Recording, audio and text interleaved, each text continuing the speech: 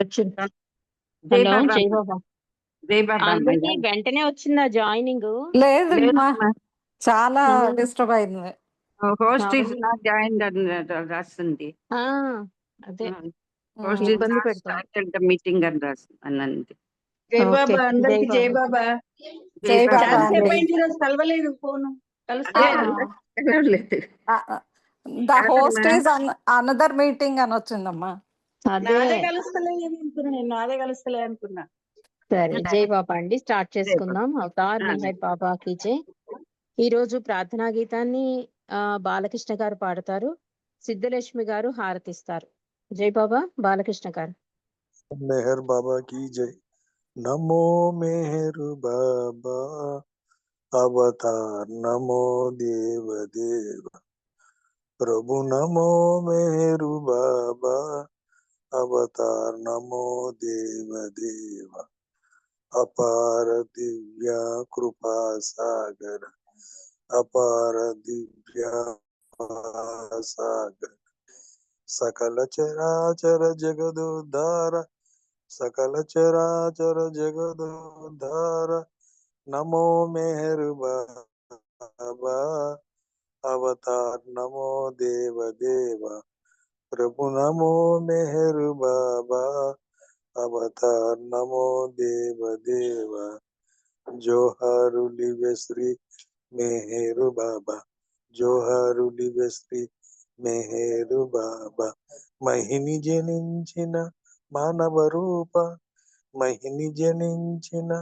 మానవ రూప, ఇహ పరానంద జీవనమీవ, ఇహ పరానంద జీవనమీవ భవభయ భంజన పరమ పావన, భవభయ భంజన పరమ పావన, నమో మేరు బాబా अवतार, नमो देव देव प्रभु, नमो मेहर बाबा अवतार, नमो देव देव అజ్ఞానాంధతనంతము చేసి, అజ్ఞానాంధతనంతము చేసి దివ్యజ్ఞాన దృష్టిను సంగి, దివ్య విజ్ఞాన దృష్టిను సంగి హరిషడ్ వర్గము అంతరింపగా, హరిషడ్వర్గము అంతరింపగా అవ్యయమోక్షం అనుగ్రహింపు, అవ్యయమోక్షం అనుగ్రహింపు, నమో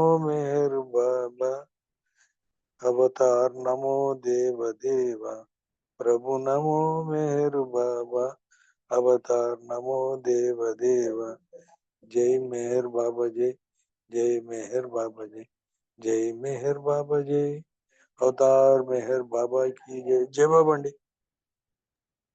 జై బాబా. బాలరాజ్ గారు చక్కటి ప్రార్థనా గీతంతో ఈ రోజు ఈ సహవాస్ ప్రారంభించినందుకు జై మెహర్ బాబా. మనం సత్య సంపద అనే రెండవ భాగంలో ఆఖరి చాప్టర్ లోకి వచ్చేసామండి. ఈ రోజుతో ఈ పుస్తకం ముగింపు అవుతుంది. అంటే ఈ ఆఖరి చాప్టర్ లో ఏం చెప్తున్నారంటే, రుస్తుంబి బలహాటి ఆయన తప్ప వేరేది లేదు అంటే, భగవంతుడు బాబా తప్ప వేరేది ఏదీ లేదు అన్న విషయాన్ని ఇరిచ్చి ద్వారా తెలుసుకుని మనకి తెలియజేస్తున్నారు రుస్తుంబి బలహాటి. రుస్తుం అంటున్నారు, ప్రతిరోజు ఉదయాన్నే మెహరాజాద్ రోడ్డుపై వాకింగ్ వెళ్ళేటప్పుడు ఎరిచ్చితో సంభాషించడం జరిగేది. ఒకరోజు ఆయన రాత్రి బాగా నిద్ర పట్టిందా అడిగారు నన్ను ఎరిచి. అవును అన్నాను నేను సమాధానంగా. మరి రుస్తు, నీకు నిద్రలో కలలొస్తాయా అడిగారు ఇరిచ్ నన్ను. వస్తాయి కానీ ఇరిచ్, రాత్రి నిద్రలో ఏ కళ రాలేదు అన్నాను. అంటే వస్తూ ఉంటాయి కలలు, కానీ ఈసారి మాత్రం ఈ రాత్రి నాకు నిద్రలో కల రాలేదు అన్నాడు రుస్తుం.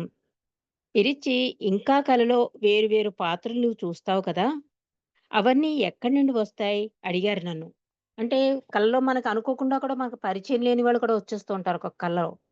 అవన్నీ ఎక్కడి నుంచి వస్తున్నాయి అనుకుంటున్నావు అని అడిగారు ఇరిచ్ రుస్తుముని. నేను సమాధానంగా ఇలా చెప్పాను అంటున్నారు. బహుశా మన మనస్సే వాటిని సృష్టించుకుందేమో అన్నాను నేను ఇరిచితో. కళ ఎంత అసందర్భంగా ఉన్నా మనం అది నిజమని అనుకుంటాం. మనస్సు ఎన్ని రకరకాల పాత్రలను సృష్టిస్తుందో చూసావా? ఆ కళలో వింతగా లేదు, కానీ ఆ కలను నీవు మార్పు చేయలేవు. అది నీ మనసే సృష్టించుకున్నప్పటికీ నీకు దాన్ని మార్చే శక్తి లేదు. అవునా కాదా? అన్నారు ఎరిచి. అంటే కలలో మనకి పరిచయం లేనివి కొన్ని అసందర్భ సంఘటనలు కూడా వస్తూ ఉంటాయి కదా! కానీ మనసు అది నిజం, నిజం అని చెప్పేస్తూ ఉంటుంది.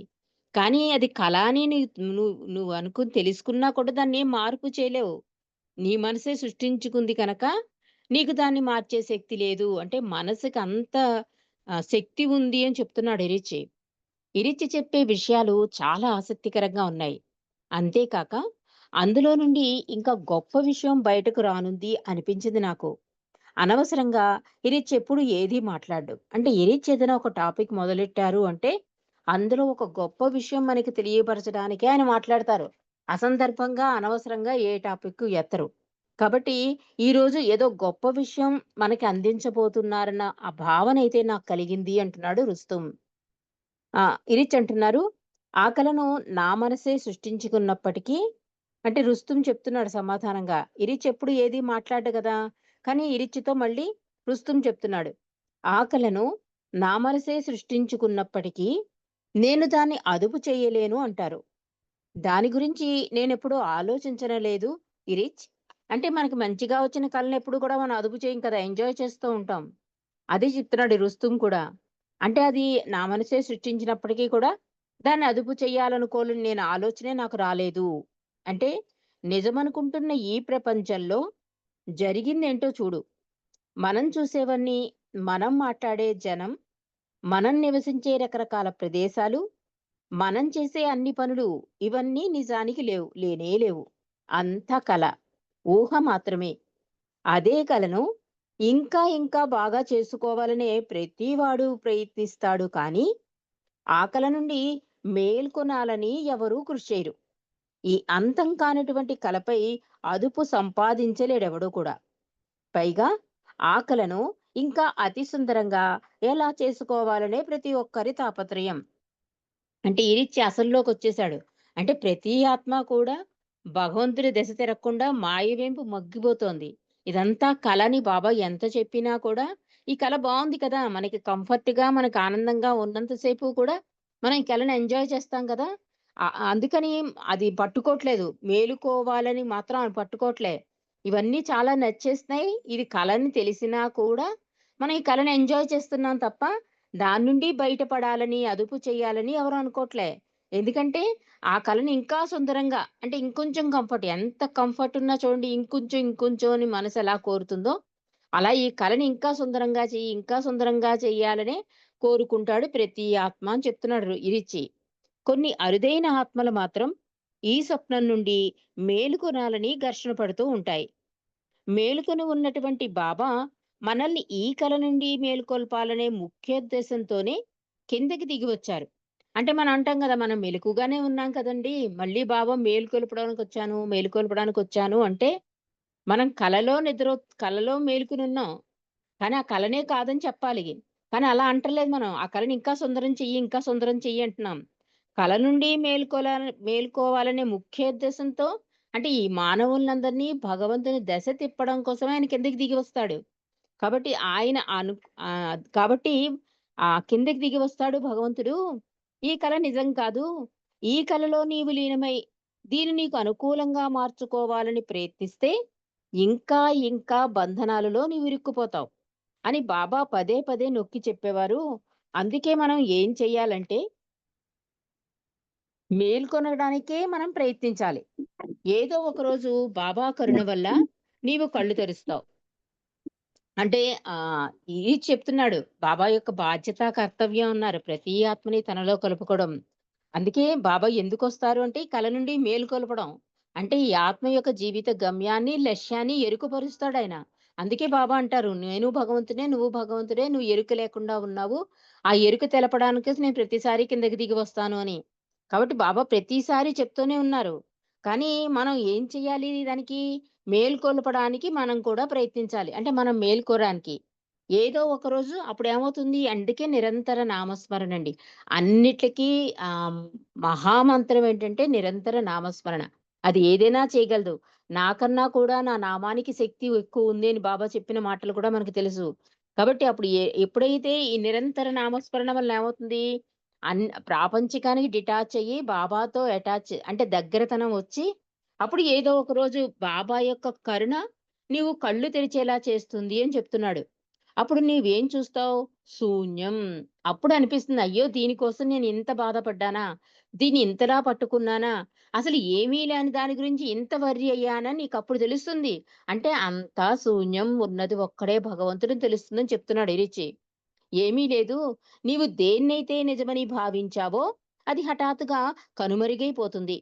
సర్వాంతర్యామి అయిన బాబా తప్ప ఇంక వేరేమి ఏమీ ఉండదు. అంతేకాదు నీ ఉనికి కూడా ఉండదు. నీవు కూడా ఆయనలో లీనమైపోతావు. ఆయనతో ఒకటైపోతావు. నీవు నీ ప్రభువు వేరు కాదని, ఒకటేనని అనుభూతి చెందుతావు. ఉన్నది ఒక్కటే, అది ఆయనే. రెండూ ఒకటే, ఇక వేరేది లేదు అనిపిస్తుంది. వేరెవరూ లేరు. నీవు నీ ప్రభువు ఒకటే ఉన్నారంతే అనిపిస్తుంది అని చెప్తున్నాడు ఇరిచి. ఇరిచి చెప్పడం ముగిస్తూ, ఏదైనా పరిస్థితి నిన్ను లోబరుచుకుంటే నేను చెప్పింది గుర్తు చేసుకోవడం మరవకు. ఆ సమయంలో ఇదంతా కలే అనే విషయాన్ని జ్ఞప్తికి తెచ్చుకో. నీకు నీ ప్రీతమునికి మధ్య జరిగే ఆట ఇదంతా అని గుర్తు తెచ్చుకో. ఉన్నది మీరే. నీవు నీ ప్రభువు మాత్రమే, వేరెవరూ లేరు అని గుర్తించుకో. అంటే ఒకసారి బాబా దగ్గరికి ఒక ఆవిడొస్తారండి. బాబా అప్పుడే డిక్లేర్ చేస్తారు, ఎవరు నన్ను ఏ కోరికలు కోరద్దు అని. కానీ ఆవిడ చాలా ధనవంతురాలు. 89 ఎన్నో కోర్టు కేసులుంటాయి ఆవిడకి. బాబాయే జాలిపడి, నేనైనా నీకు సహాయం చేయనా అని అడిగితే ఆవిడంటుంది, ఇదంతా కళ, నాటకము అని చెప్తున్న బాబా మళ్ళీ చూడండి ఇట్లా అంటుంటే ఆవిడ అర్థమైపోయి, తండ్రి నీ ఇచ్చ ఏదైతే అదే జరగని అనేసి నవ్వేసి వెళ్ళిపోతుంది. అంటే అప్పుడు బాబా ఆవిడని చాలా మెచ్చుకుంటారు. అంటే కరెక్ట్ వేలో భగవంతుని విశ్వాసం చూపిస్తోంది. ఇది అసలైన విశ్వాసం అని చెప్తారు కూడా. అలాగా ఇప్పుడు ఇరిచి కూడా ఏం చెప్తున్నాడంటే, ఏదైనా పరిస్థితి ఎందుకంటే మాయలో ఉంటాం గనక, ఏదైనా పరిస్థితి మనం డిస్టర్బ్ చేస్తోంది అనుకోండి, అప్పుడు దాన్నించి దానికన్నా ఎక్కువగా బాబా నామస్మరణ చేయాలి. బాబాతో ఎక్కువ టైం స్పెండ్ చేయాలి. మన అదృష్ట భాగ్యం అండి. కొన్ని గంటలు మనం ఆయనతో గడిపే భాగ్యాన్ని ప్రభువు ఏదో రకంగా 11:30కి, 4:30కి, 1:00కి ఇట్లా ఏదో రకంగా నామము, ఏదో రకంగా మనకి కొన్ని గంటలు అంటే రాత్రి మనం పడుకునే వరకు కూడా ఏదో రకంగా ఏదో స్కైప్‌లో బాబా విషయాలు వింటూనే ఉంటోంది మన ఆత్మ. మన నిజంగా అదృష్ట భాగ్యశాలులం.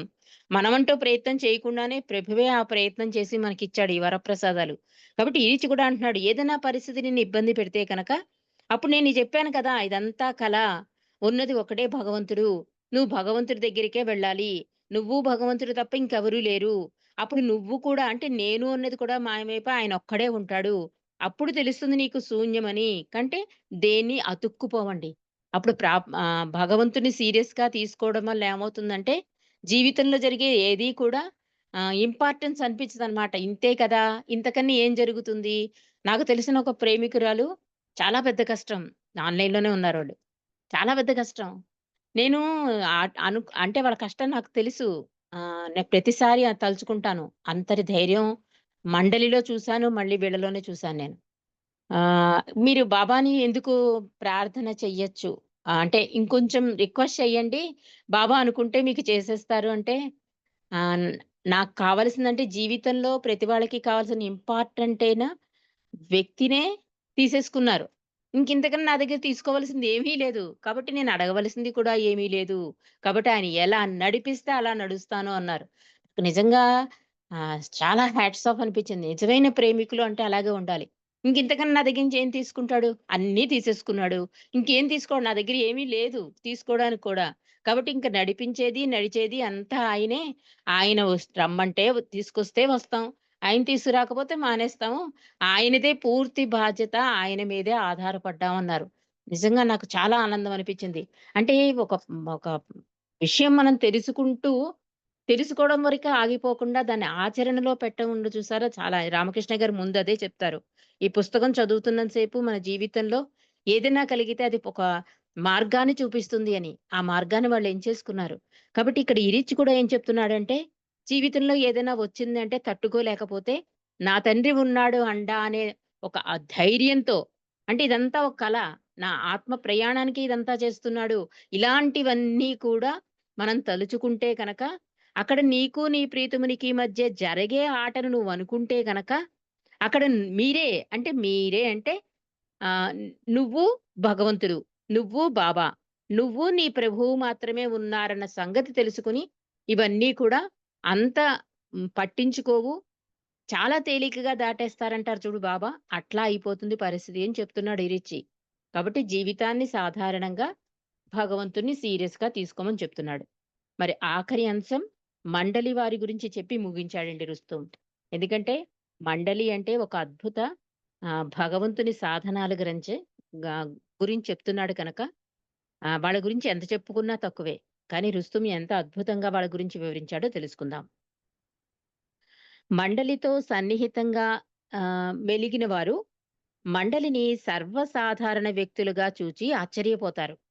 అంటే మనం చాలా తెలుసుకుంటాం కదా, ఇరిచందరివాడు, సిరి మణి ఇంతరే అని తెలుసుకుంటాం. కానీ వాళ్ళ ప్రెజెన్స్ లోకి వెళ్ళేసరికి వాళ్ళు చాలా సింపుల్ గా కనిపిస్తారు మనకి.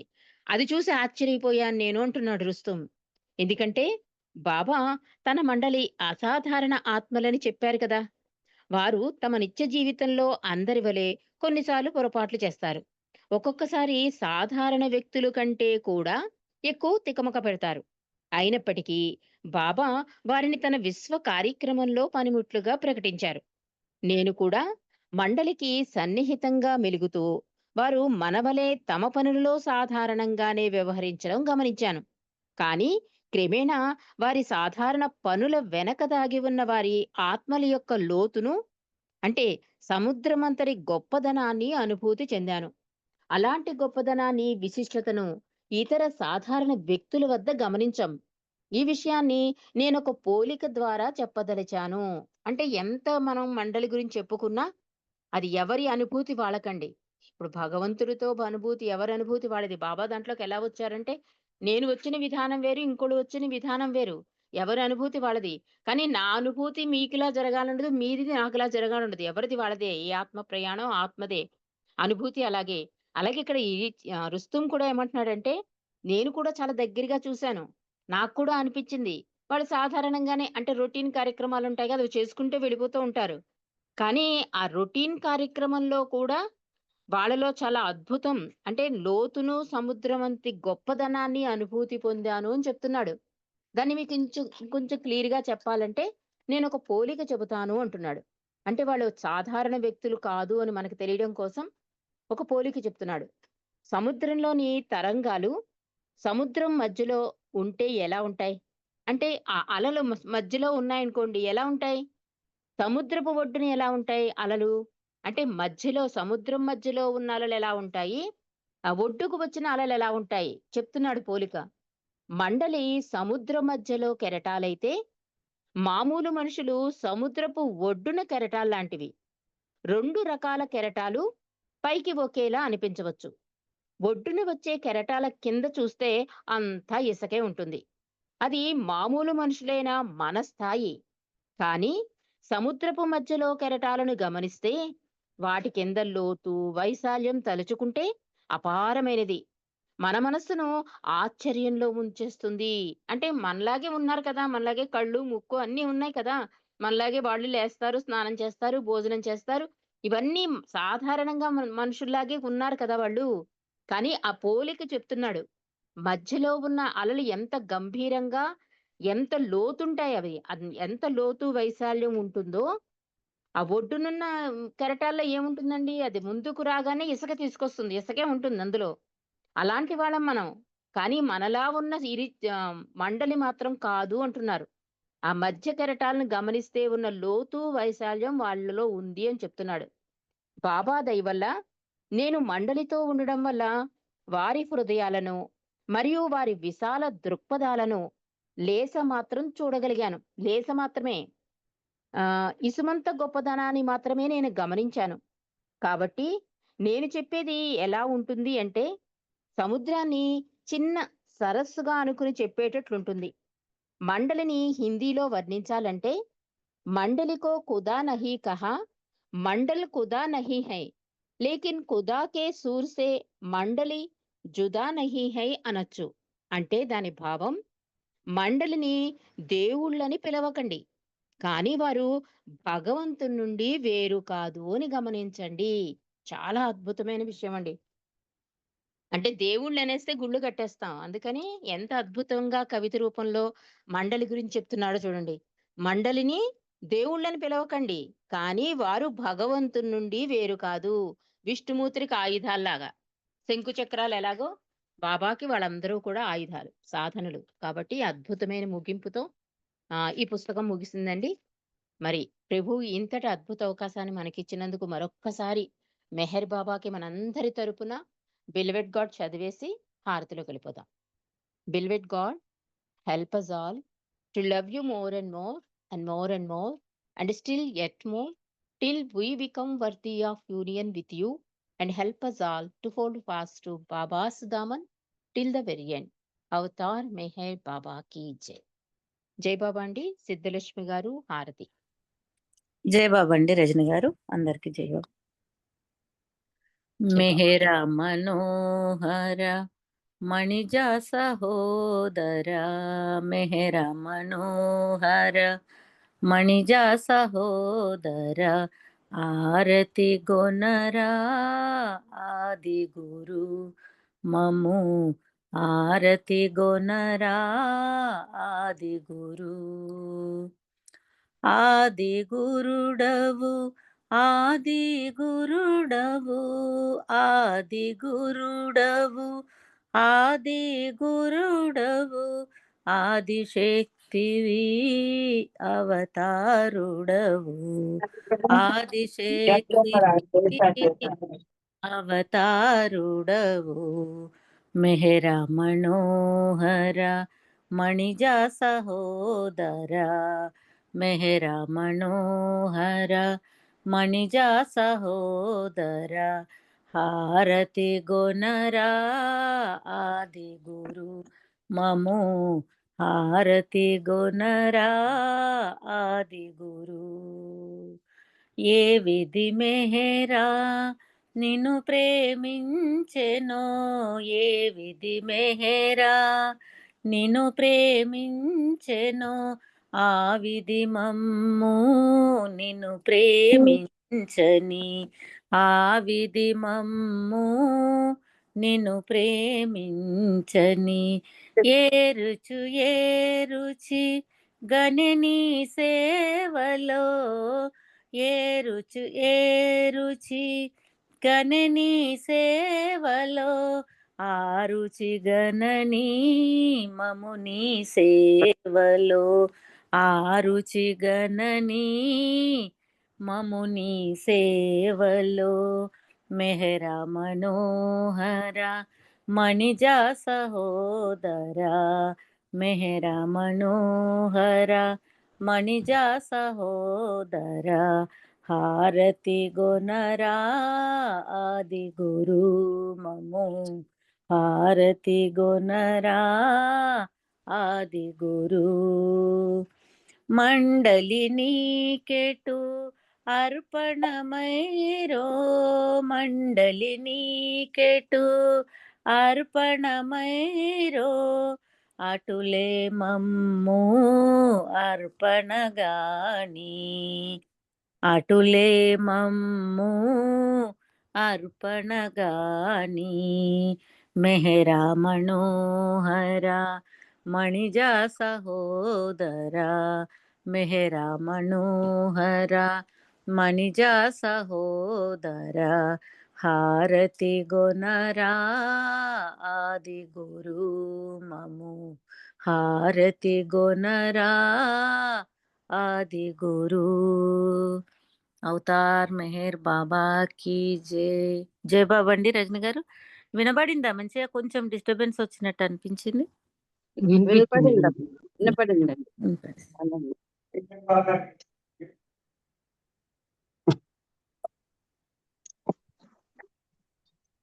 జై బాబా అందరికీ జై బాబా. అందరికీ అందరికీ జై బాబా. రేపు గ్రూప్ లో నేను మెసేజ్ చేస్తాను. జై బాబా అందరికీ. జై బాబా అండి, అందరికీ జై బాబా. జై బాబా అమ్మ. జై బాబా. అందరికీ జై బాబా అండి, అందరికి జై బాబా. జై బాబా. అందరికీ జై బాబా అమ్మా, అందరికీ జై బాబా.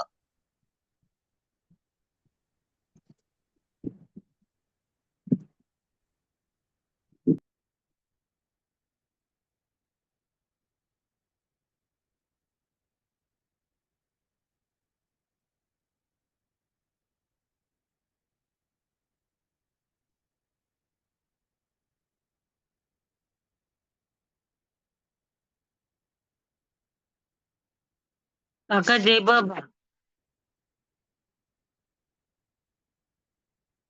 అక్క జై బాబా, ఉమక్క జై బాబా.